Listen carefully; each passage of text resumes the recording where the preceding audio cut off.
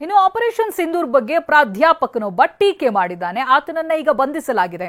ಹರಿಯಾಣದ ಸೋನಿಪತ್ನಲ್ಲಿ ಒಬ್ಬ ಪ್ರಾಧ್ಯಾಪಕ, ಈತನ ಬಂಧನವಾಗಿದೆ. ಸಾಮಾಜಿಕ ಜಾಲತಾಣದಲ್ಲಿ ಈತ ಟೀಕಿಸಿದ್ದ ಅಶೋಕ್ ವಿವಿಯ ರಾಜ್ಯಶಾಸ್ತ್ರ ವಿಭಾಗದ ಮುಖ್ಯಸ್ಥ ಈತ ಮೇ 8ನೇ ತಾರೀಕು ಸಾಮಾಜಿಕ ಜಾಲತಾಣದಲ್ಲಿ ಪೋಸ್ಟ್ ಅನ್ನ ಹಾಕ್ತಾನೆ.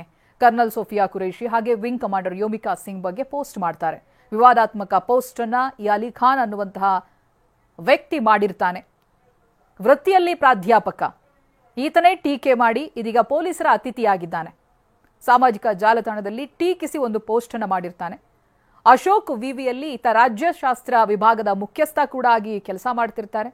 ಮೇ 8ನೇ ತಾರೀಕು ಸಾಮಾಜಿಕ ಜಾಲತಾಣದಲ್ಲಿ ಹಾಕಿರುವಂತಹ ಪೋಸ್ಟ್ನಿಂದಾಗಿ ಈಗ ಪೊಲೀಸರು ಈತನನ್ನ ಬಂಧಿಸಿದ್ದಾರೆ. ಈತ ಕರ್ನಲ್ ಸೋಫಿಯಾ ಕುರೇಶಿ ಅವರ ಬಗ್ಗೆ ಹಾಗೆ ವಿಂಗ್ ಕಮಾಂಡರ್ ಯೋಮಿಕಾ ಸಿಂಗ್ ಬಗ್ಗೆ ಪೋಸ್ಟ್ ಅನ್ನ ಮಾಡಿರ್ತಾನೆ.